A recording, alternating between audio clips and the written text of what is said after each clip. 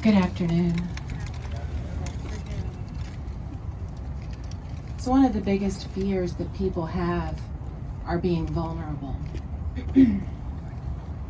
Nelly Bly made herself vulnerable when she stepped into the lives of others to learn about their plight and to convey that truth so we could all understand.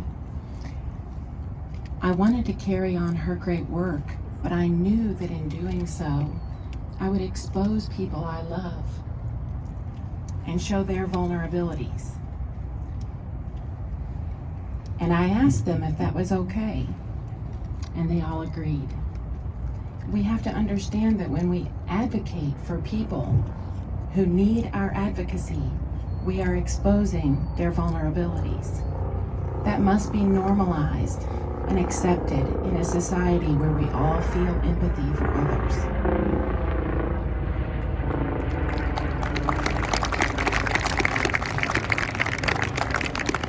Let me say what a privilege it is for me to be standing before you today, but what an honor it is that each and every one of you are here. So many of you went to great expense to be here, and that honors me, and it honors these women, and it honors Nelly Bly, and I thank you for that.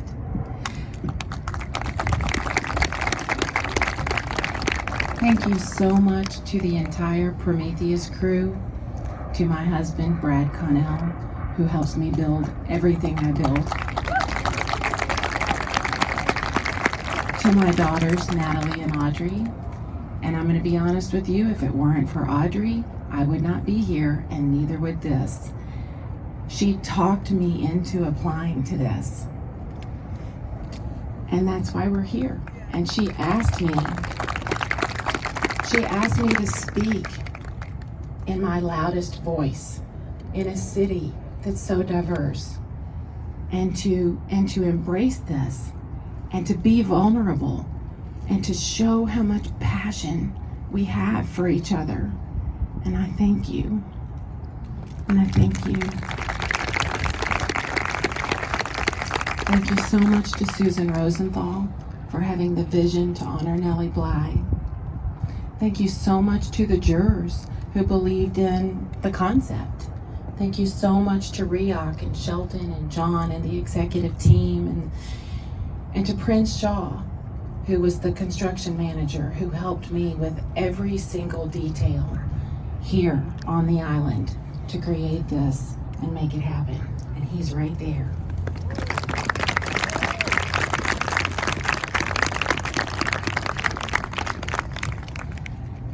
Some rise to the level of greatness by breaking world records.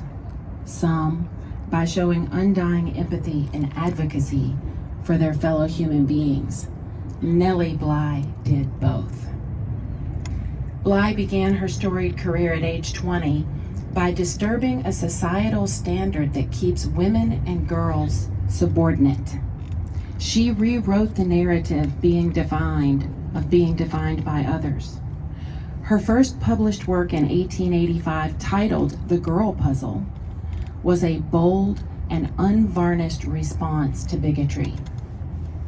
Even through the title, she was saying, women are not simple.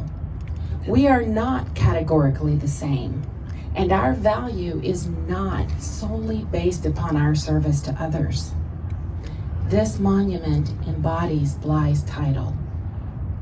Intrigued by faces, Bly refers to them throughout much of her work, especially 10 Days in a Madhouse, her memoir, while she was here incarcerated in the asylum. She seems to suggest that a face can convey more than anything else the spirit or essence of someone, their soul. She was delighted and yet also tormented by her own facial expressions while feigning insanity so she would be committed to the asylum, never knowing if she would ever leave.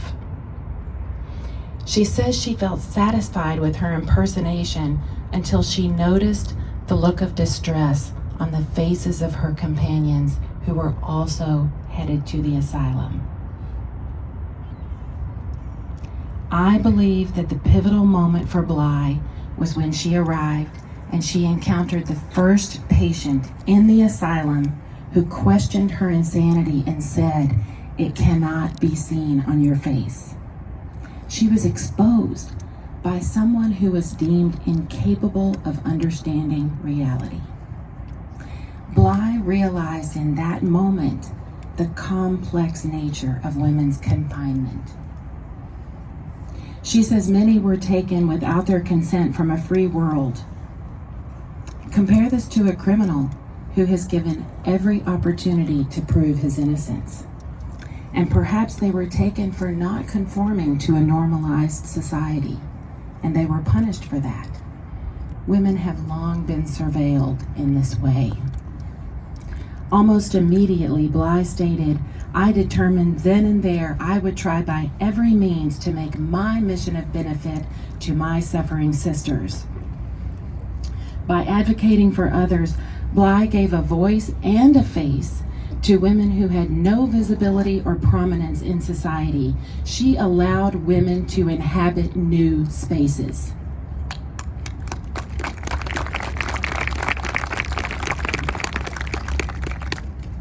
Her poignant descriptions of marginalized women reminded me of women I know. Complicated, diverse, and magnificent women who represent many facets of humanity, including Asian, Black, young, old, immigrant, and queer identities. Women who have been broken, but who have mended themselves in ways that are more beautiful than before. I realized the best way we can honor Nelly Bly is to continue her work of advocacy in the 21st century. We all know people reflected in Bly's words written over 130 years ago. Think about how much has changed and how little. We need more Nelly Blys right now. We need them to stand up and say, here would be a good field for believers in women's rights. We need more Nelly Blys to help buttress the pillars of our democracy. We need more Nelly Blys who are writers and journalists and patent holders and inventors and humanitarians. We need more Nelly Blys who are moved by the heart of one orphaned child who had been in the asylum for 4 years and who approached Nelly Bly every morning and said, "I dreamed of my mother last night. I think today she may come and take me home."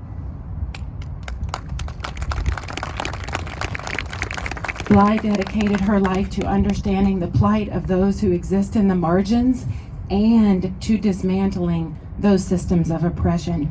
She not only spoke truth to power, she exposed the truth for all to see. It is fitting to honor her on this day, the United Nations celebration of human rights. And to all those who say Nelly Bly wasn't perfect, I say to you, yes, she wasn't. We are all imperfect purveyors of the perfect notion that all human beings are born free and equal in dignity and rights.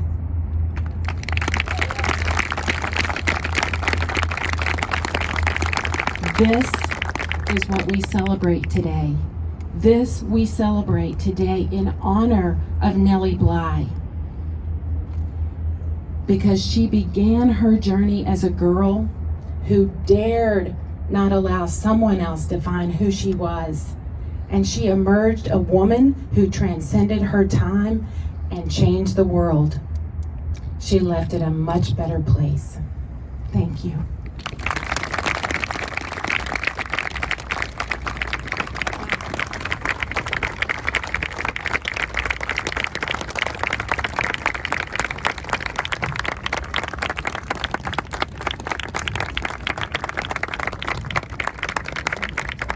Don't sit down, because now's the moment you've all been waiting